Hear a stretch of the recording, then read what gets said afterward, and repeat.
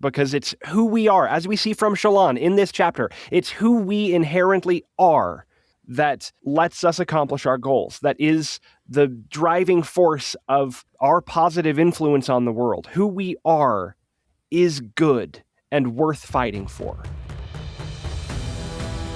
I'm Stephen Pond. And I'm Ben Jeppsen. Welcome to The Next Ideal, a Stormlight self-help podcast.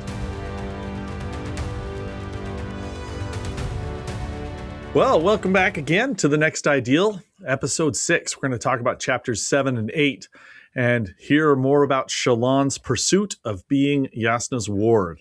Learn a little bit about problem solving. It's really interesting. In going through Way of Kings this last time with this specific focus, I find I am really enjoying Shallan's chapters way more than I have previously. I've never been a Shallan hater. Mm-hmm. So many other people are. I know a lot of people who say they skip Shallan chapters on rereads. I'm like, why would you do that?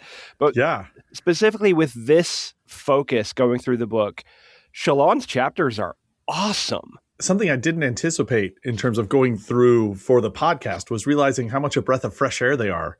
Yeah. Through some of the despair of the Kaladin chapters, right? Like, even there's action in them, but it was funny. I'm catching up on Stranger Things with my daughter. We're excited about season 5. I still haven't watched, but she hadn't seen any of it. So I've been binging them with her so that we can watch season 5 together. And there was this episode, we hadn't seen a character in a while, and this episode was going to center on them. And she's like, oh, this is like a Shallan chapter. That was her. I was like, that's beautiful. Yeah. Daughter, I'm proud of you. In the chapter we're talking about today, chapter 7, we have Shallan going back to the Palanaeum, trying to convince Jasnah to accept her as her ward. She goes into the alcove, into Jasnah's reading alcove, and starts to sketch.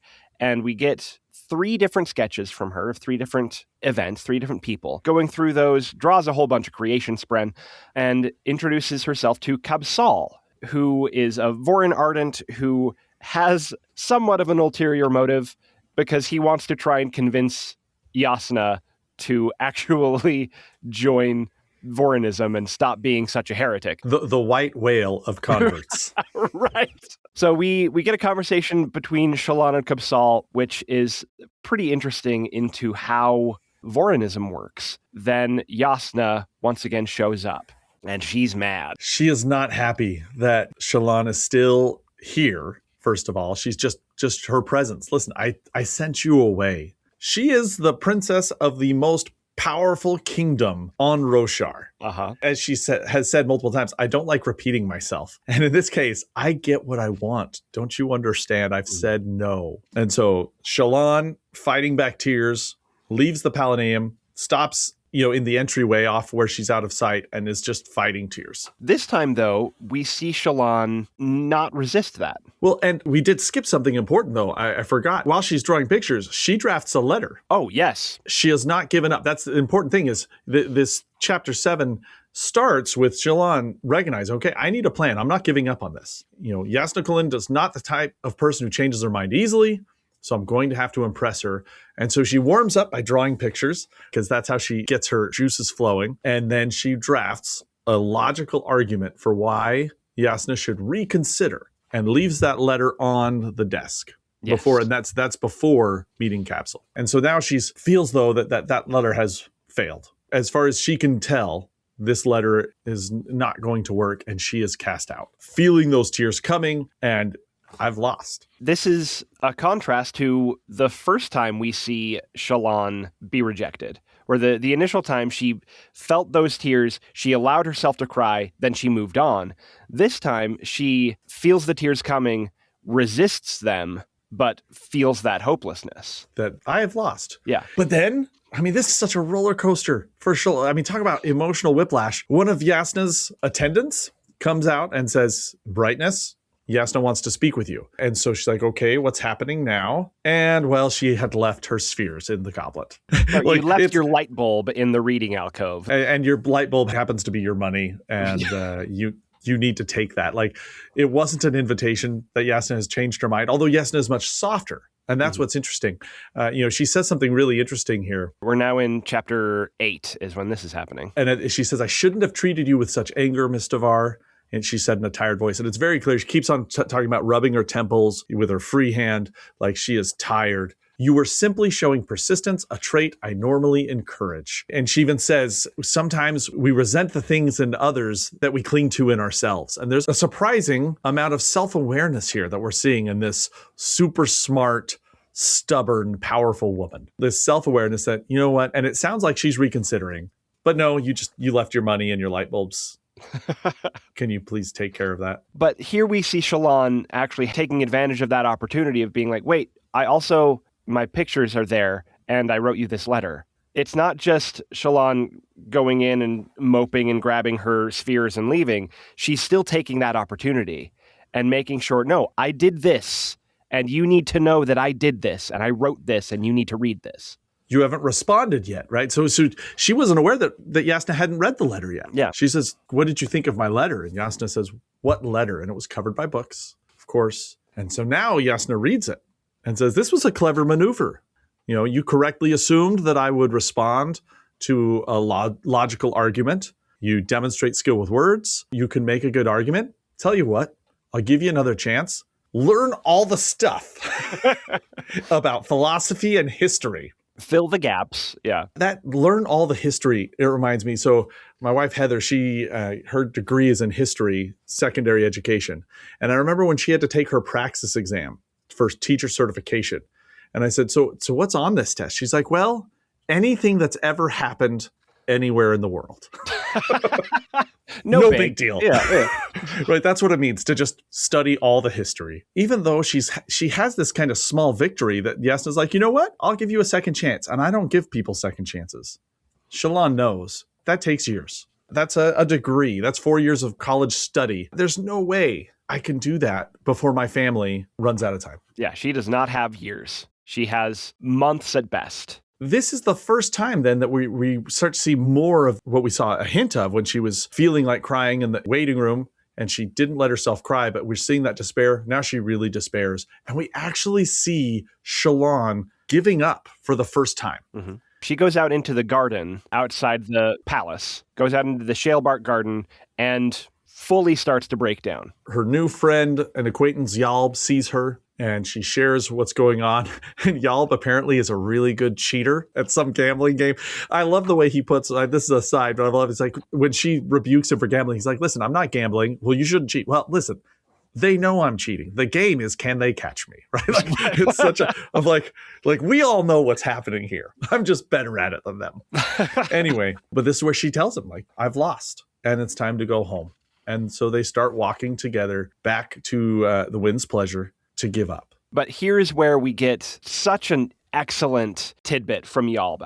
I love Yalb. He's a minor character. This is one of, I think 3 times we actually see him in the books. Fairly insignificant character, but genuinely one of my favorites in the entirety of the Stormlight Archive. Shallan tells him that she tried twice and has failed both times. And Yalb says, 2 times, huh? In cards, you always got to try a third hand. It wins the most often. And Shallan's like, that's not how math works. Right. I teach statistics at my university. I'm like, that's not how probabilities work. I'm with Shallan on this one. But Yalb's like, oh, I may not know math, but I do know the passions. You win when you need it most, you see. I love that. It doesn't matter how many times you fail. When you need it, you're going to win. There's something to that, right? When we feel like we have to, we find this well of resolve. That's what Shallan, she's realizing, wait, if I scrape the bottom of this well, there is still something there. In that, it just took him saying that, kind of like with Kaladin, just that sliver of hope. Wait, I'm not hopeless yet. There is something else I can try. And that's what then leads to the rest of the chapter, which is this awesome negotiating where she is way out of her depth in terms of just buying books. And again, Yalb saves the day. He comes in. He pretends to be the servant of another bookseller. Oh my gosh. And the price ultimately goes from 10 emerald bromes, which is a fortune, down to 2 bromes and a few marks. 3 sapphires. Yeah. 3 sapphires. Yeah. And so, Yalb really shines here. And so I learned something new about Yalb in preparing for this podcast. Again, I think this is my 5th time reading Stormlight Archive, so I'm well acquainted with the character. But I don't know if you ever spend much time on Coppermind website. And they have their some 17th shard for managing the Coppermind. It is heck yeah. invaluable. If you It's haven't read amazing. the books, don't go onto the Coppermind because spoilers abound.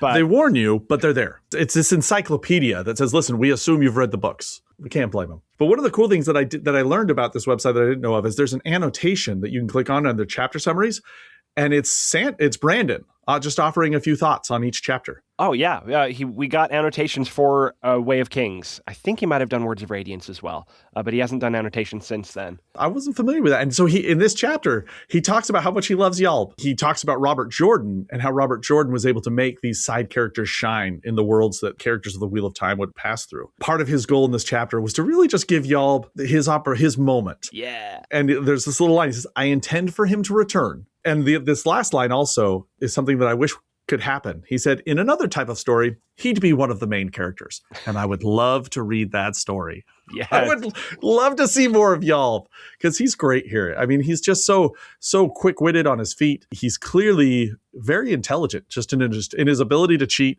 his ability to manipulate the bookseller, and his ability to inspire Shallan, despite his book intelligence. And that's where we're seeing, like part of Shallan's problem with Jasnah is she does not have the training necessary, but she can solve this, and Yalb believes in her. Mm-hmm. And that's all she needed. And that's honestly one of my favorite things about Yalb is that he's so smart, he's so quick, but also everything that he does, everything that we see him do is in pursuit of connection and community. When he's cheating all the guards waiting for Shallan outside the Palanaeum, he says, oh, I can't wait to tell the rest of the sailors about this.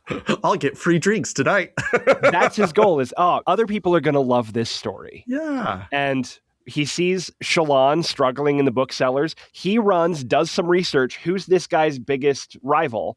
And then runs in order to help Shallan. It's for that community that we see Yalb doing everything. And that's one of the best things about his character. He's exactly the kind of person that you don't want to be your enemy, but you would love to be your ally. He's the best. Yeah. He's the best kind of friend to have because he will be your friend and he will do whatever he needs to help you. And it's exactly the kind of person that we need to have in our lives. He's fantastic. Continuing with our recap, though, so she ultimately gets her books. It still costs quite a bit. We're talking about a lot of books here, but she says, okay, I'm going to cram. I'm a quick learner. I'm a smart person. And that's really valuable. She knows her strengths. Mm-hmm. And that's an important piece here. She's recognizing, what am I good at?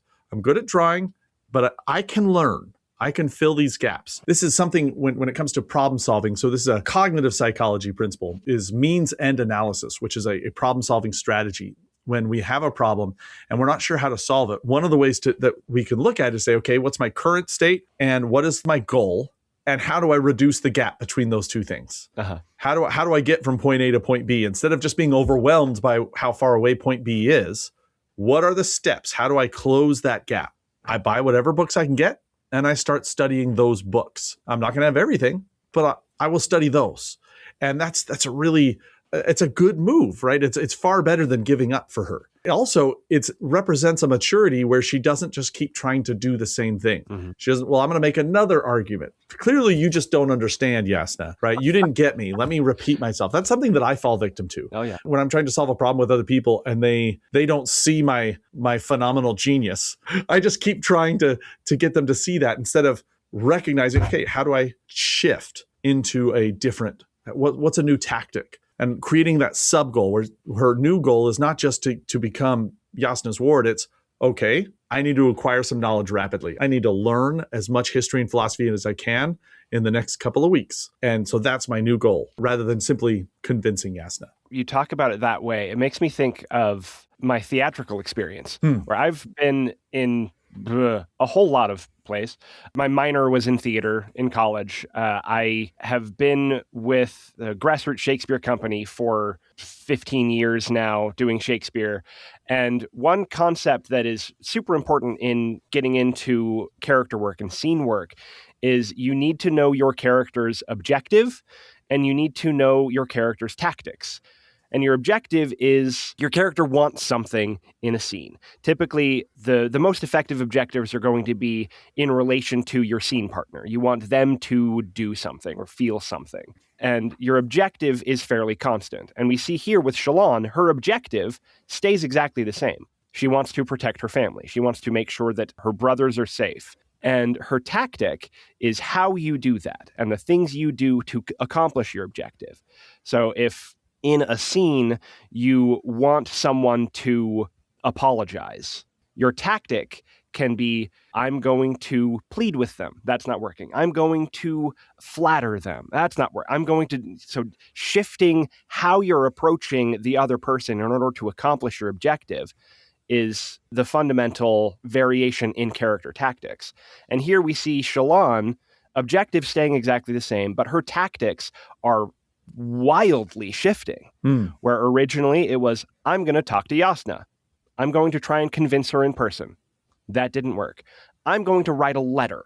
That didn't work. Well, what's my next tactic that I can use to accomplish my objective?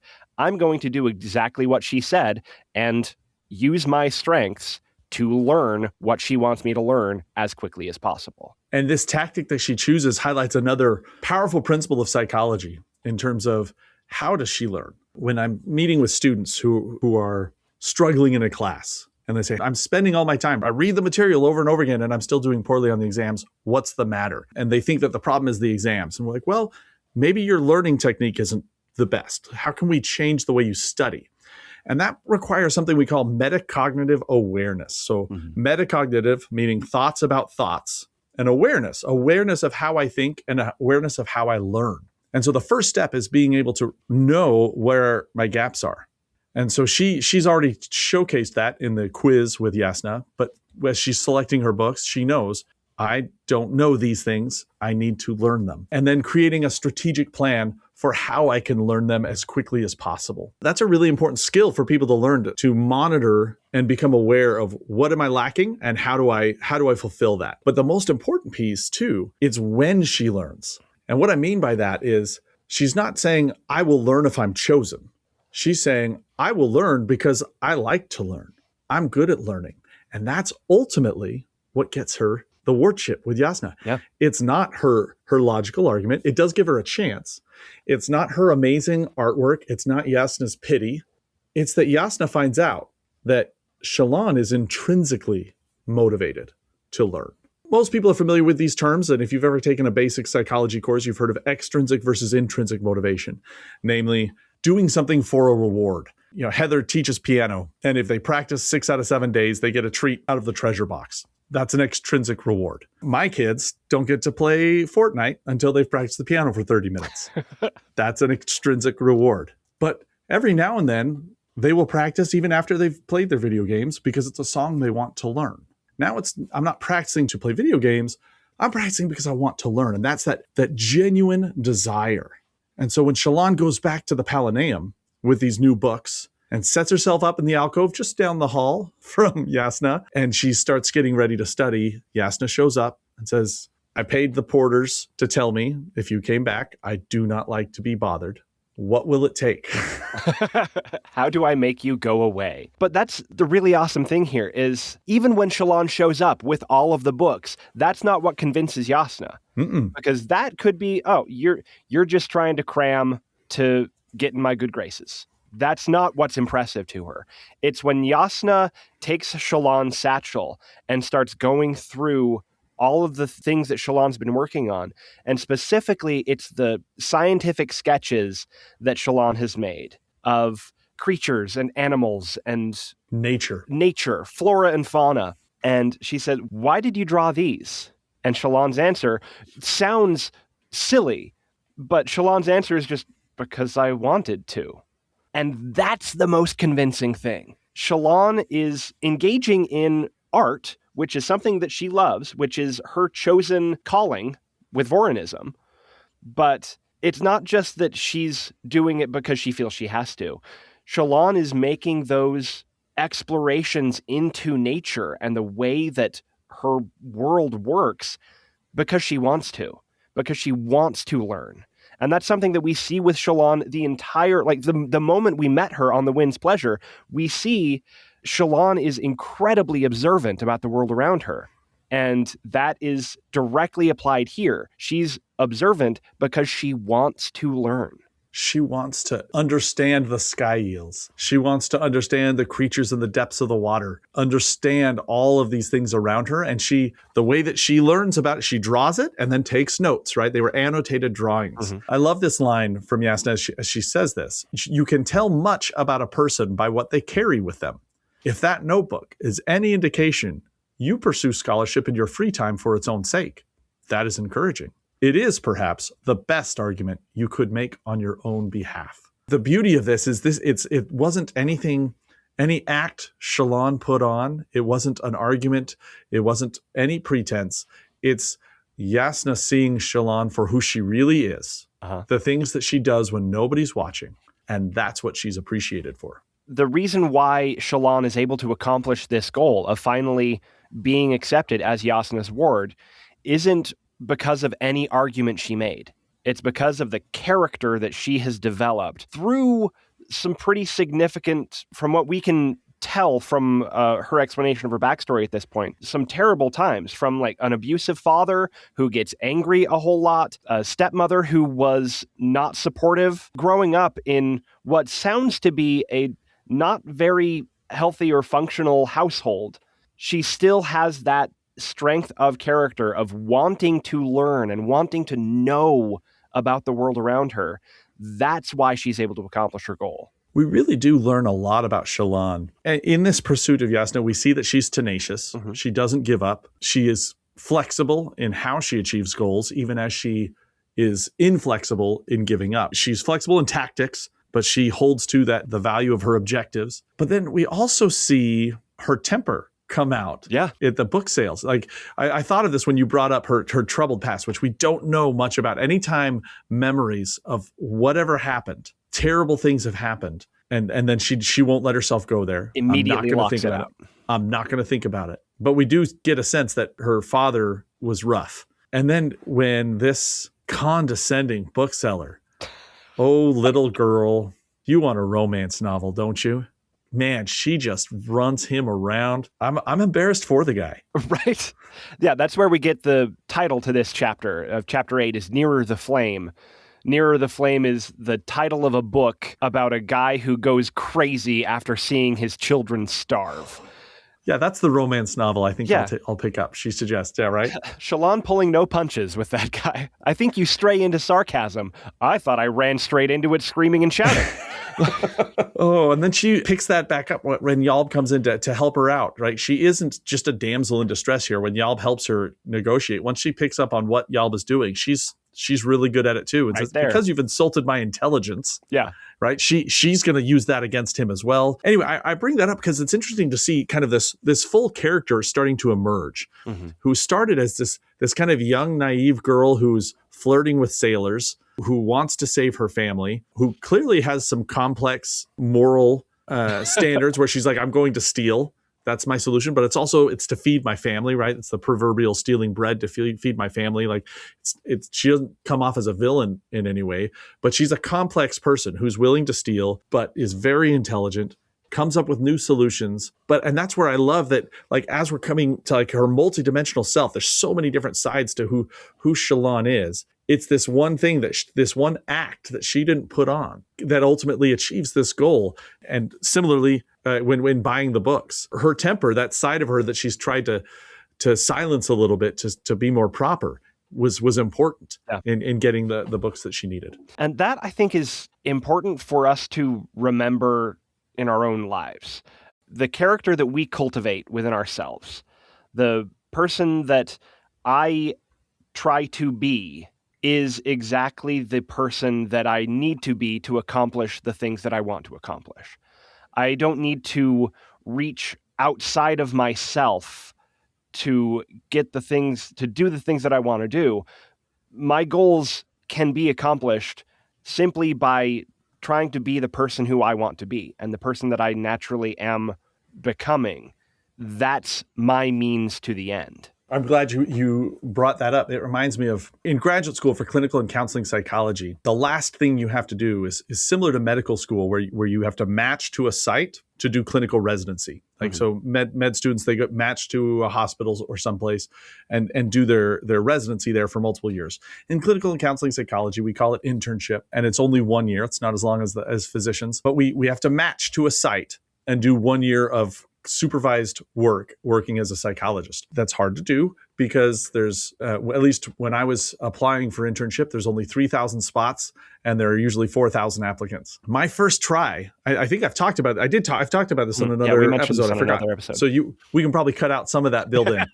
But when I was really, really depressed when I didn't match my first try. And I spent some time, the new material here, I spent some time attending workshops on interviews because I feel like my application was very strong. I got lots of interviews, but something must have happened in my interviews where I didn't present my best self to match to a site.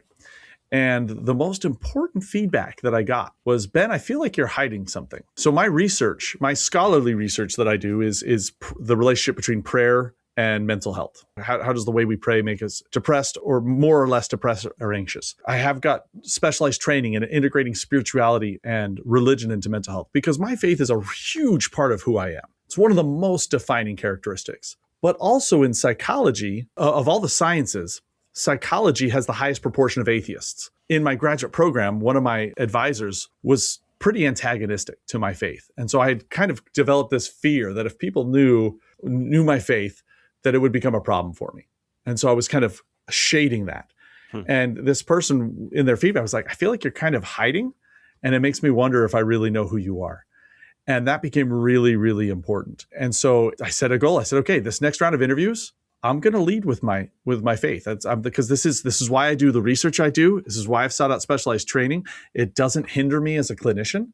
It's an asset. And I matched to my top site that year. And so when you talk about like, we don't have to try to be someone different than who we are. We need to embrace who we are and lean into it. So that core aspect of who Shallan is that she pursues scholarship in her free time because she wants to learn. That's so fundamental and such an important aspect of her. And I think like we can incorporate that as well into our own lives. I mean, I feel like with me, one of the reasons why I want to do this podcast, one of the reasons why I've been making videos about Sanderson for the past 8 years is because I want to learn. I want to know the lore and the mechanics and how everything works in these fantasy worlds. But now applying that to the mental health aspects to it, what can we do as listeners? What can I do as a participant in this podcast to help encourage that love, that desire for continued learning? I think that's an excellent question. And I think one of the most important things is when Jasna is going through Shallan's art, she found Shallan's passion in a context that Shallan loves it. It's not so much that Shallan just loves reading books about nature. She loves reading an encyclopedia of all of these sky eels. Maybe she would, right? But she discovers Shallan's intrinsic motivation in art because that's something that really matters to her.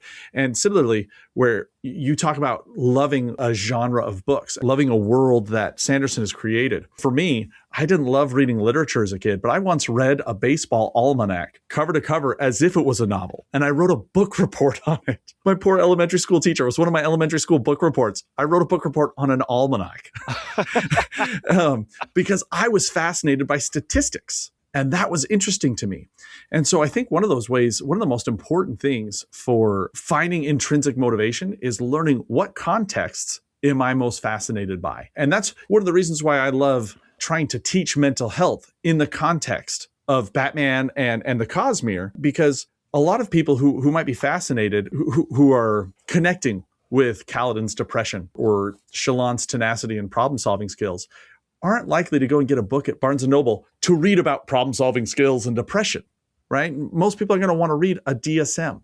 But when we put it in a context that's really interesting, now I can really start to learn things. And that's a good learning technique called elaboration, connecting new material with something that I already know and love. And it's one of the best ways to maintain long-term memory of new facts. Like if I'm just studying history, or if I'm just studying biology, whatever it is, if I'm just trying to memorize those facts, it's really hard to hold on to them unless they're personally meaningful. And if I can connect them to a context that I really enjoy, such as a Cosmere or fantasy genre, I'm far more likely to maintain and hold on to that. And then I'm going to learn it with eagerness because it's a context that I enjoy. That's honestly exactly why I think fantasy is so valuable, specifically in relation to the Cosmere, is because we are able to see and learn these concepts that connect so much more deeply to us than if we were reading a textbook. That's the value of fantasy. Why I love fantasy and why we're able to use fantasy to work on ourselves and to improve our own lives in the real world. That's like the quote that Sam says to Frodo. It's like in the great stories, Mr. Frodo, the ones that really mattered. Full of darkness and danger they were, and sometimes you didn't want to know the end, because how could the end be happy? And sometimes that is life. That is why I have struggled with suicidal ideation and depression, is how could the end be happy? How could where I am now become something that is positive and good?